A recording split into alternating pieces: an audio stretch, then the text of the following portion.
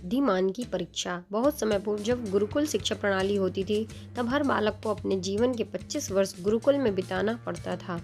उस समय एक प्रचंड पंडित राधे गुप्त हुआ करते थे, जिनका गुरुकुल बहुत प्रसिद्ध था, जहाँ दूर दूर के राज्य के शिष्य शिक्षा प्राप्त करने आया करते थे। बात उन दिनों की है जब राधे गुप्त की उम्र ढलने लगी थी और उसकी पत्नी का देहांत हो चुका था। घर में विवाह योग्य एक कन्या थी। राधे गुप्त को हर समय उसकी चिंता सताती रहती थी। वह उसका विवाह एक योग्य व्यक्ति से करना चाहते थे, जिसके पास संपत्ति भले ना हो पर वह कर्मठ हो, जो किन्हीं भी परिस्थिति में उसकी बेटी को खुश रखे और उचित समय पर उचित निर्णय ले सके। एक दिन उनके मस्तिष्क में एक ख्याल आया और उन्होंने इस परेशानी का हल सोचा कि क्यों ना वो अपने खुद के शिष्यों में से ही योग्य वर की तलाश करें। उनसे बेहतर उनकी बेटी के लिए और क्या हो सकता है।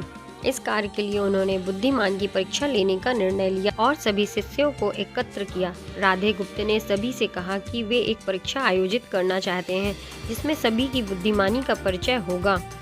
उन्होंने सभी से कहा कि उन्हें अपनी पुत्री के विवाह की चिंता है, जिसके लिए उनके पास पर्याप्त धन नहीं है। इसलिए वे चाहते हैं कि उनके शिष्य विवाह में लगने वाली सभी सामग्री कैसे भी करके एकत्र करें, भले ही उसके लिए उनको चोरी ही क्यों ना करना पड़े, लेकिन चोरी करते हुए उन्हें कोई भी देख ना सके। इसी एक शर्त का पालन सभी को करना है। अगले दिन से सभी शिष्य कार्य में जुट गए।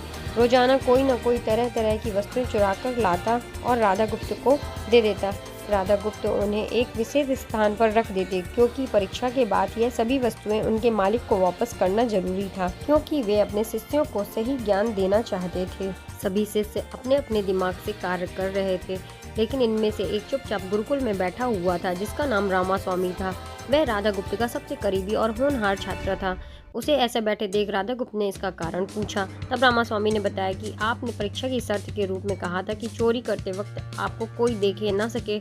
इस कारण अगर हम अकेले में भी चोरी करते हैं, तब भी हमारी अंतरात्मा उसे देख रही है। हम खुद से उसे नहीं छिपा सकते। इसका अर्थ यही है कि चोरी करना व्यर्थ है। उसकी यह बात सुन राधा गुप्त के चेहरे पर खुशी छा जाती है। वे उसी वक्त सभी को एकत्र करते हैं और पूछते हैं कि आप सबने जो चोरी की है, क्या उसे किसी ने देखा? सभी कहते हैं नहीं। तब राधा गुप्त कहते हैं कि क्या आप अपने अंतर्मन से भी इस चोरी को छुपा सकें? सभी को बात समझ में आ जाती है और सबका सिर नीचे झुक जाता है, सिवाय रामास्वामी के। राधा गुप्त रामास्वामी को बुद्धिमान की परीक्षा में अव्वल पाते हैं और सभी के सामने कहते हैं कि यह परीक्षा मेरी पुत्री के लिए उचित वर तलाशने के लिए रखी गई थी। इस प्रकार मैं रामास्वामी का विवाह अपनी पुत्री के साथ तय करता हूँ। सभी खुशी से झूम उठते हैं और चुराई हुई हर वस्तु को मालिक को सौंप देते हैं और विनम्रता से क्षमा मांगते हैं। कहानी की शिक्षा।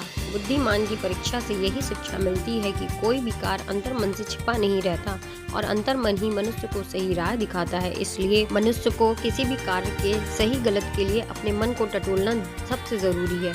आज मनुष्य ने अंतरात्मा की आवाज़ सुनना बंद कर दिया है, इसीलिए ही वो गलत रास्ते पर जा रहा है। हमारी अंतरात्मा कभी हमें गलत राह नहीं दिखाती। धन्यवाद।